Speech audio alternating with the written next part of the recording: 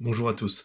Pour terminer avec ces conclusions sur la série Où va la France et la situation spirituelle de notre époque, je voudrais terminer avec quelques extraits de sermons de Saint Augustin qui nous aident à comprendre pourquoi il faut vraiment que nous cessions de penser qu'avant c'était mieux. Nous en avons déjà un peu parlé dans la vidéo précédente. Non, avant ce n'était pas mieux, et non seulement avant ce n'était pas mieux, il faut à notre époque apprendre à discerner l'ivraie du bon grain et faire attention parce que parfois le bon grain peut devenir l'ivraie et réciproquement. Voilà ce que dit saint Augustin dans le sermon 73, je le lis. Vous voyez l'ivraie au milieu du bon grain, vous voyez les mauvais chrétiens au milieu des bons, et vous voulez les arracher? Attendez, ce n'est pas encore le temps de la moisson. Ce temps viendra, et puissiez-vous être alors du bon grain. Pourquoi souffrez-vous impatiemment la présence des mauvais au milieu des bons? Ils peuvent être avec vous dans le champ, ils ne seront pas avec vous dans le grenier. Mais surtout, il continue, parfois d'ailleurs le jugement humain pense que tels sont du froment, mais en fait ils sont de l'ivraie. Et on pense que tels sont de l'ivraie, mais en vérité ils sont du froment. À cause de ces destinées cachées, l'apôtre, saint Paul, dit « Ne jugez pas avant le temps, jusqu'à ce que vienne le Seigneur. » Donc, saint Augustin nous invite à faire attention au jugement définitif. Saint Augustin nous invite à ne pas nous considérer toujours déjà comme les justes, à nous opposer aux méchants du monde.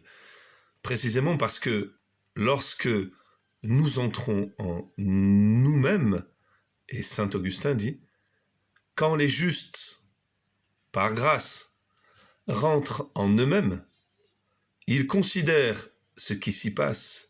Lorsqu'ils descendent au fond de leur âme, lorsqu'ils l'examinent sérieusement, ils trouvent en eux-mêmes ces jours mauvais. Le juste qui ramène ses regards sur lui-même trouve la guerre installée chez lui. C'est pour cela que le chrétien ne peut jamais se considérer comme le juste s'opposant absolument aux injustes du monde, parce que le juste est celui qui reconnaît qu'en lui, il y a beaucoup de guerre, beaucoup d'injustice. C'est pour cela qu'au sermon 296, saint Augustin dit « Évite donc tout murmure, tout blasphème. Loue plutôt le Seigneur de ce qu'il te corrige. Oui, loue-le pour cette correction.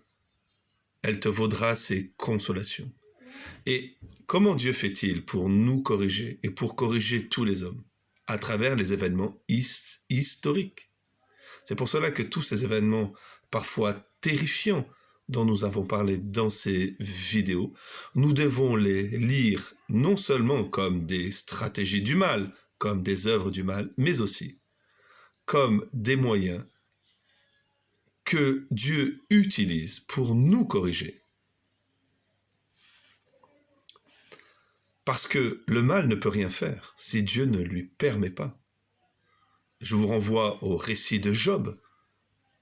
Le diable est obligé d'aller demander la permission à Dieu de pouvoir venir toucher l'histoire, la vie même de Job. De même, il ne se passe rien dans le monde sans que Dieu ne le permette. Dieu ne veut pas le mal, mais il est capable d'utiliser ce mal que le diable répand dans le monde afin de pousser à la conversion les hommes touchés par ce mal et de conduire au salut ceux qui le veulent, les humbles. Car le mal ne pourra jamais nous empêcher de tirer profit de notre péché. C'est quelque chose qui rend fou le mal. Le mal ne peut empêcher que l'on puisse tirer profit de lui-même. Comment? En l'acceptant, en le reconnaissant. Si nous reconnaissons que nous avons été l'instrument du mal, si nous reconnaissons que nous-mêmes, nous avons été ce mal, alors nous recevons la sainte humilité du Christ, nous reconnaissons notre péché et nous pouvons dès lors bénéficier du pardon, de la miséricorde de Dieu et annoncer au monde que Jésus-Christ apporte la rédemption, la rémission des péchés pour tous.